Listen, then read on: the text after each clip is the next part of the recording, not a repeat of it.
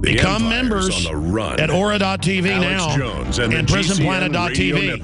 Vote with your dollars right now. My friends, Alex Jones here to tell you about some of the most important information concerning you and your family's health. Radiation levels have more than doubled in the last 60 years in the Northern Hemisphere from all of the nuclear testing and radiological accidents. Radioactive contamination is now in most of the food supply. There's only two ways to avoid this. Move south of the equator or properly protect your thyroid with Nascent Iodine. Looking to protect my family, I've done deep research. Nascent Iodine is the purest, cleanest, absolute best form of iodine to protect yourself and your family. It's made right here in the USA, completely non-GMO. I searched out the best quality and now have developed a double-strength form of Nascent Iodine, exclusively available at InfoWarsLife.com. Nascent Iodine is on record as one of the only safe ways to detox from fluoride poisoning. Survival Shield Nascent Iodine. Secure your super high-quality Nascent Iodine today at InfoWarsLife.com. That's InfoWarsLife.com. Alex Jones here with a message to fellow freedom lovers. The prognosis for the entire planetary economic system runs from bad to worse. The globalist model is to shut down societies and starve patriots out until they acquiesce to the global takeover. That's why we've assembled the most vital and important preparedness items at InfoWarsShop.com. These are items that I did research on, that I personally use. You've got the Life Straw, so you can turn fetid water into safe water anywhere you go. The K-Tor hand crank generator to charge up key equipment during power outages or out in the field. Strategic Relocation, 3rd edition by Joel Skousen. When Disaster Strikes by Matthew Stein. ThyroSafe, used by Homeland Security to protect yourself during any radiological event. Hand crank shortwave AM/FM radios. Everything that we've researched and found to be the best is available at InfoWarsShop.com, and your purchase makes our InfoWar possible. We're getting prepared. Are you? InfoWarsShop.com. Alex Jones here to tell you about how you can help spread liberty worldwide while also enjoying what I have found to be the best tasting 100% organic coffee on the planet. For more than a decade, my favorite coffee has come from the high mountains of southern Mexico, where the Chiapas farmers grow their unique shade-grown Arabica beans. We have now managed to secure these sought-after beans in a highly customized blend. Discover and try a bag of the Patriot Blend 100% organic coffee at InfoWarsLife.com. This coffee gives you a long, smooth pick-me-up for hours without the headaches and heartburn that so many other coffees give me personally. Hands down, this is my favorite coffee, and it's taken us years to secure connections directly to the Chiapas Mexican farmers. Drop by the site today, order a bag or two, and I don't think you're going to be disappointed. Available in original or with our Immune Support Infusion Blend. You will be supporting a free press, all the while enjoying a truly great-tasting cup of my favorite coffee. Available at InfoWarsLife.com. We've got it. This transmission is coming to you. Waging war on corruption. All right, you are go. It's Alex Jones, coming to you live from the front lines of the InfoWar. Now we see the Earth. You've got it. You know, Jesse Ventura We see the Earth now. I was at his 60th birthday, so I guess he's 60-something now. Looks like he's about 40, body-wise. Me, I sat around for about 10 years and got out of shape, became a big, fat hippopotamus. But I've been jogging and lifting weights and taking Nascent Iodine and getting the right vitamins from InfoWarsLife.com. Everybody can see the fact that I've lost another 10 pounds. And all I've got is a little bit of fat on my belly, and I'm going to be like I was when I was 25 again. I am very, very close, and I couldn't do it without Dr. Group telling me that most iodines are not true Nascent Iodine, and coming out with our own Nascent. It turns blue, purple on paper, not black or red. That's the color of the real iodine crystals.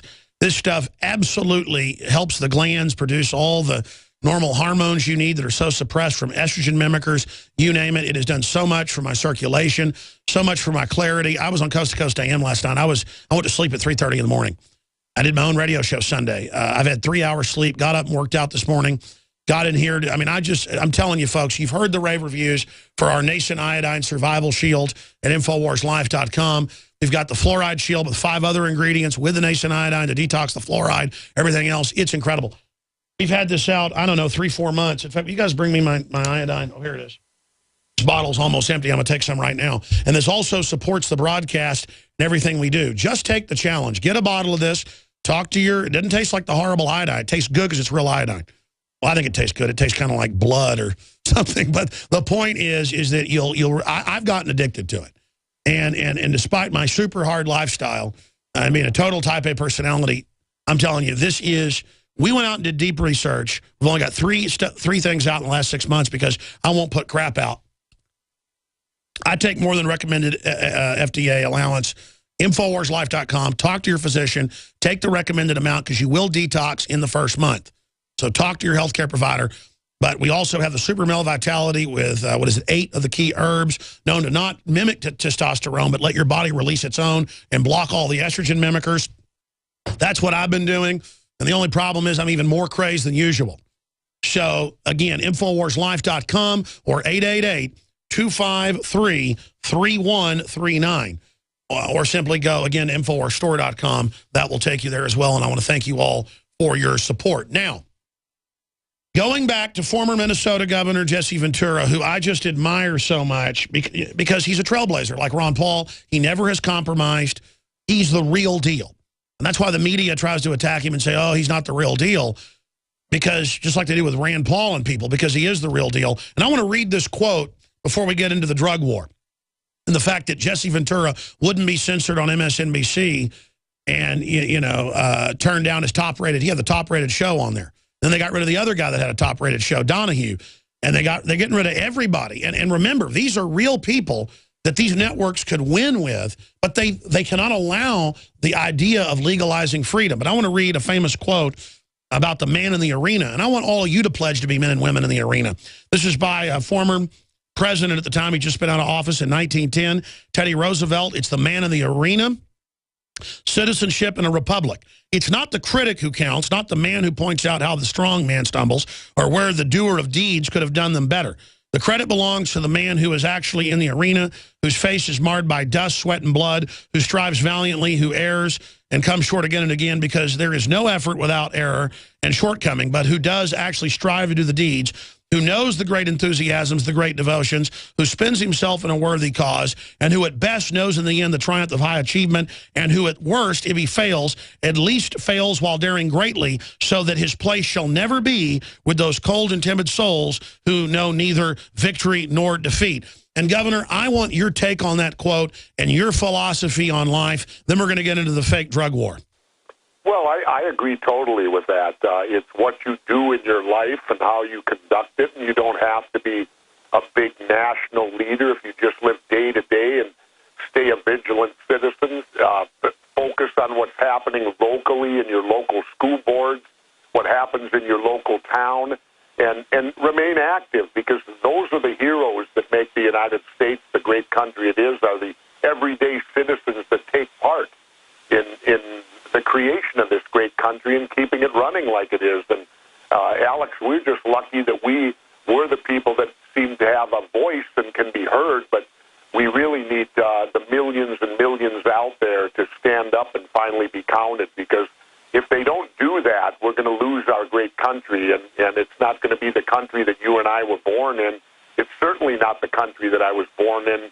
And the direction it's heading for me today, it's not the country that I want to die in. And I would like to get it back to being the country I would like to die in someday. Well, that's right. And you've said that if people get behind a national movement to have you run for president, if they get it lined up and show enough interest, then you'll do it. But you can't do everything. A guy 2 weeks ago ran into a burning house to get his Xbox. And that same week, a guy wouldn't run in his house to get his kids. And I think about people rioting and burning things and tumbling over cars and attacking police in Seattle when the Seahawks won. You know, I wish people would show not that energy for rioting, but that same energy politically for freedom. What's your take on that, Governor? I agree. You know, people need to get more motivated. Let's remember something. Football is nothing more than entertainment. And that's the real problem with our country today. We have become an entertainment society now, where entertainment is the most important thing in our lives. And if they look at history, they'll find out that's exactly what happened to the Roman Empire, was they became enhanced with entertainment. Entertainment became the main focus. And, wonderful thing. But if you break your day up, we need to get back concentrating on the real things in life. You know, it used to be you concentrated on working an 8 or 10 hour day. Today, that's the sideline. What people focus on today is, how do I entertain myself that other 4 to 6 hours when I'm not working and I'm not sleeping? And we need to take more pride in our work and more pride in being involved in our communities, helping people out. You know, I often laugh because you hear stories about, you know, I'm an admitted atheist now, and you hear stories about, well, atheists, they don't have values. Yes, we do. And it's the value of every day treating your fellow man, the old golden rule. Treat people the way you would want to be treated. And go out there and get involved, help people. There's nothing more gratifying in the world than helping someone, and you don't need money in which to do it. Well, and, you know, I respect the fact that we agree on about 95% of stuff, but I totally get the fact that the churches are so evil and so hypocritical and are a bunch of Pharisees. I don't blame people running the opposite direction from these institutions. And I know you're a moral person who genuinely cares about humanity from a human perspective, and I admire that. And that's what it's all about. The people that shake their finger at each other and just want to infight over religion, you know, are the hypocrites. And if they let a better example out there, you know, people wouldn't see them for the disgusting hypocrites they are. Now, shifting gears again, you mentioned the drug war. What a battle with all 14 states trying to decriminalize or legalize marijuana, Obama doing all the raids. Whatever happened to states' rights? Obama claimed he was going to decriminalize marijuana, another lie. Give us your take on what I cut you off about before the break. And then I want to tie it into this actor who had heroin laced with painkiller. I can't pronounce this. How do you say it? Fentanyl.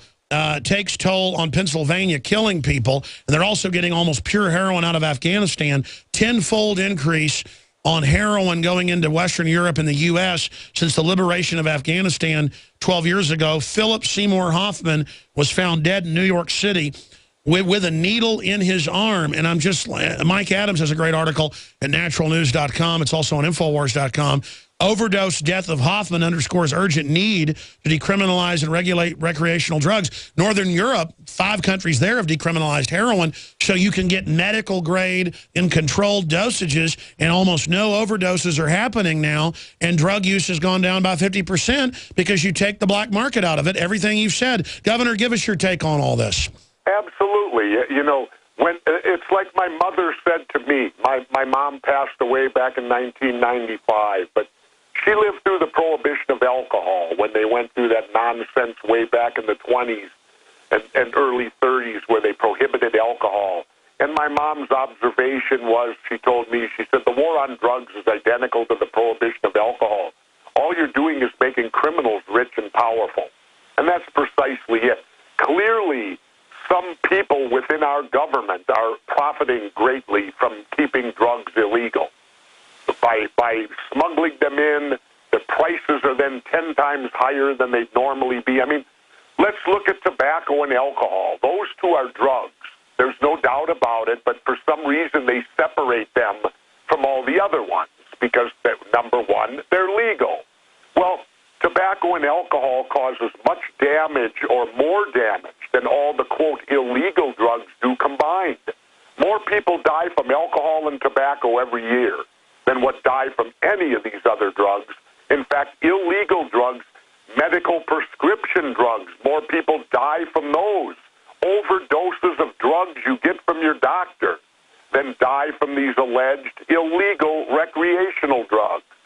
And the point of the matter is, if you live in a free society, drug addiction is a medical problem. Why we have chose to make it a criminal problem, I have no idea. Why we somehow think you should take an addict and throw them in prison is beyond me. You can achieve so much more by legalizing it, taxing it, using those revenues. Then you get a hold on who the addicts are, and you can attempt to cure them. You can attempt to make them good, citizens who are productive again. And they won't have to be out buying addictive substances that are charged 10 times more than what they should cost. And that leads to other crime. If an addict has to fulfill his addiction, and the prices